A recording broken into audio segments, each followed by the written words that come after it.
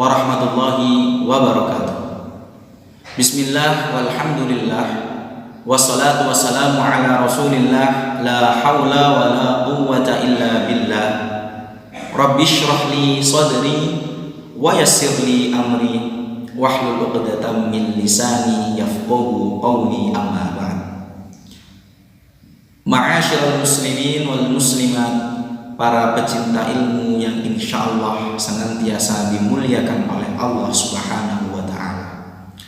Saya Muhammad Rizky Mubarak, asal Mojokerto, salah satu mahasantri Ma'had Ali Hasyim Asy'ari, Pondok Pesantren Tebu Ireng Jombang.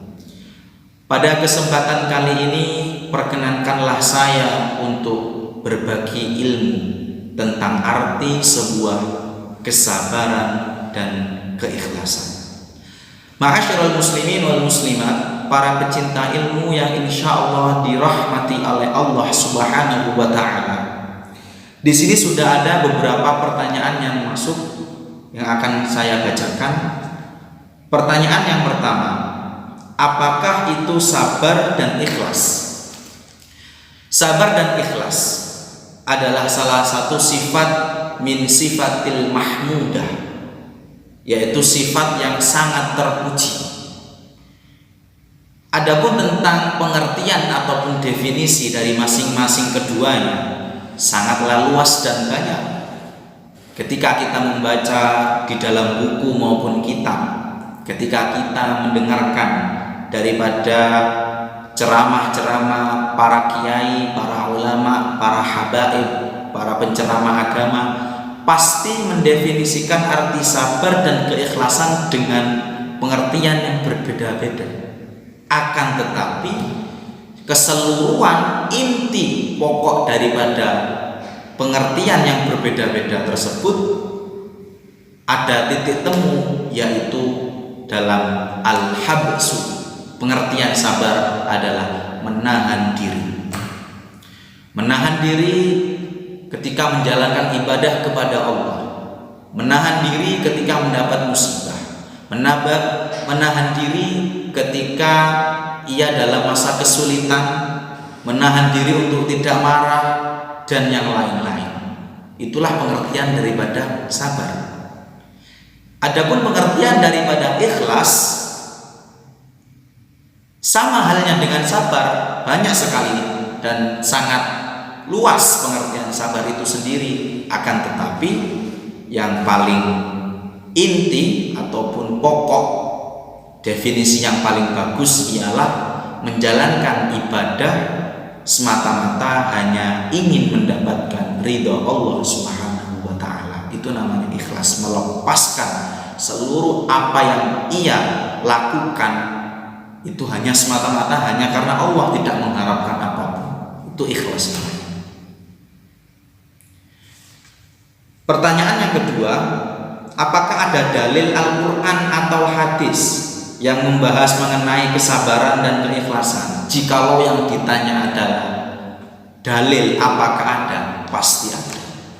Pasti dalam Al-Quran maupun hadis pasti ada yang menerangkan tentang arti kesabaran dan keikhlasan. Dan itu sangat banyak. Saya sebutkan beberapa dari ayat Al-Quran yang menerangkan tentang sabar. Ya ayyuhalladzina amanu ista'inu bis-sabri was-salah innallaha ma'as-sabirin. Ya ayyuhalladzina amanu ista'inu bis-sabri was-salah. Wahai orang-orang yang beriman, mintalah pertolongan kalian kepada Allah dengan sabar dan mendirikan salat. Innallaha ma'as-sabirin, karena Allah selalu bersama orang-orang yang sabar. Ada juga ayat yang pendek, wallahu yuhibbus sabirin, bahwasanya Allah itu sangat mencintai atau menyukai hambanya yang sabar. Dan masih banyak lagi ayat Al-Quran. Hadis tentang sabar juga sangat banyak. As-sabru indal musibati bitis ini ati darajatin. Sabar ketika tertimpa musibah itu pahalanya 900 derajat. Nah, pahalanya sangat banyak sekali. Terus kemudian ada hadis juga, waman yatasabbar yusabbiruhullah, waman yatasabbar yusabbiruhullah, wa ma u'tiya ahadun ata'an khairan wa awsa' minas sabri. Wa man yatasabbar, barang siapa yang selalu berusaha ingin dirinya bisa sabar, selalu berusaha, yusabbirullah, maka Allah memberikan kemudahan, kesabaran baginya. Wa ma u'tiya ahadun ata'an khairan wa awsa' minas sabri, dan tidak ada siapapun satupun yang diberikan ataupun dianugerahi daripada pemberian yang bagus dan sangat luas daripada sabar. Itu tentang dalil Al-Quran ataupun hadis yang membahas tentang kesabaran. Adapun ayat Al-Quran juga yang membahas tentang ikhlas, ada juga, banyak juga, yang fad'ullaha mukhlisina lahuddin walau karihal kafirun. Fad'ullaha mukhlisin lahuddin, sembahlah kalian semua Allah Subhanahu wa ta'ala mukhlisin lahuddin, dengan murni, dengan ikhlas, setulus mungkin kepadanya, kepada Allah. Walau karihal kafir, walaupun orang-orang kafir merasa murka, iri, dengki dengan sifat sabar kita tetap sabar. Dan masih banyak lagi. Hadis juga banyak yang membahas tentang kesabaran, mulai dari innamal a'malu binniyat wa innamal likulli imri'in ma nawa, faman kanat hijratuhu ilallahi wa rasulihi fahijratuhu ilallahi wa rasulihi, waman kanat hijratuhu lid-dunya yusibuha aw imra'atin yankihuha fahijratuhu ila ma hajara ilaihi. Yang mana intinya yang dibahas tentang ikhlas adalah innamal a'malu binniyat. Jadi seluruh amal ibadah itu tergantung dari niatnya. Jikalau ia ingat niat hanya semata-mata karena Allah, dengan ikhlas ia menjalaninya, maka ia akan mendapatkan apa yang ia niatkan, seperti itu. Terus juga innallaha la yanzuru ila suwarikum wala ajsadikum walakinnallaha yanzuru ila qulubikum wa a'malikum. Nah, ini dengan ikhlas juga. Hadis yang bersangkut paut dengan ikhlas, bahwasanya Allah itu melihat hambanya bukan karena jasadnya, tubuhnya, dan juga gambar-gambaran lekuk lengan ataupun seluruh tubuhnya, tapi walakinnallaha, tapi Allah melihat hambanya ila qulubikum wa a'malikum, tentang hati dan juga amal-amal hambanya tersebut. Apakah ia melakukan ibadah ini karena manusia atau benar-benar ikhlas karena Allah? Nah, itu di situ tentang hadis tentang sebuah keikhlasan. Pertanyaan yang ketiga, bagaimana pendapat ulama tentang sabar dan ikhlas? Sama halnya tadi, pendapat ulama sangat banyak sekali yang membahas tentang sabar dan ikhlas. Tidak bisa saya sebutkan semua di sini. Akan tetapi akan saya sebutkan sebagian, yang mana juga pendapat ulama yang masyhur, yaitu Imam Nawawi Banten, bahwasanya sabar itu dibagi menjadi 3. Yang pertama, sabar ta'atillah, sabar akan ketaatan kepada Allah. Kemudian sabar tentang musibah, jika terkena musibah. Yang ketiga, sabar atas qada Allah. Ada 3. Sabar menjalankan ibadah ketaatan, ketika menjalankan ibadah amal sunnah, wajib, istiqomah, itu harus sabar, diteladani terus. Sabar ketika musibah, ketika ada cobaan, rintangan, halangan, musibah apapun, ia tetap sabar. Dan yang terakhir, sabar qada qadar, apapun yang ditakdirkan oleh Allah kepada kita, kita harus menerima dengan lapang dada, dengan penuh kesabaran. Sama halnya ikhlas, ikhlas juga begitu. Ikhlas adalah merelakan seluruh daripada apa yang telah dikehendaki oleh Allah kepada kita dengan sifat qanaah, menerima diri. Itu ikhlas. Masih banyak lagi tentang arti sebuah kesabaran maupun keikhlasan menurut pendapat para ulama. Yang keempat, bagaimana penerapan kedua sifat tersebut dalam kehidupan sehari-hari? Ya, dibiasakan. Cara penerapannya dengan selalu membiasakan ketika kita berinteraksi, saling cakap, saling tatap muka dengan seluruh makhluk Allah. Bagaimana etika kita berbicara kepada orang tua, kepada teman, para sahabat, guru.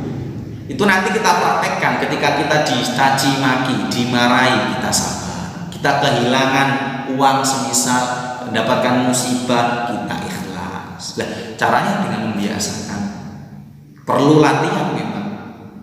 Karena juga ini sangat mudah didengar. Kata sabar dan ikhlas sering didengar, tapi cara mempraktekkan, mengaplikasikan sifat dua ini memang sangat sulit. Semua memang butuh proses. Nggak bisa ujuk-ujuk manusia itu langsung bisa, nggak bisa seperti itu. Yang kelima, bagaimana implementasi kedua sifat tersebut, yaitu sifat sabar dan ikhlas dalam menyambut bulan suci Ramadan. Cara pengimplementasinya ya kita dengan cara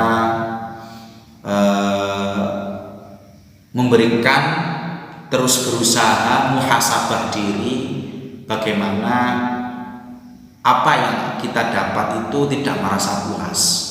Jadi memang hasibu anfusakum qabla an tuhasabu gitu. Jadi jangan menganggap diri kita itu ketika sudah sabar dan ikhlas sombong. Kalau kita itu sudah sabar, saya sudah sabar, saya sudah ikhlas ini. Tidak untuk dipamerkan. Caranya kita harus selalu menjadi qudwah hasanah. Jadi lisanul hal afsahu min lisanil maqal.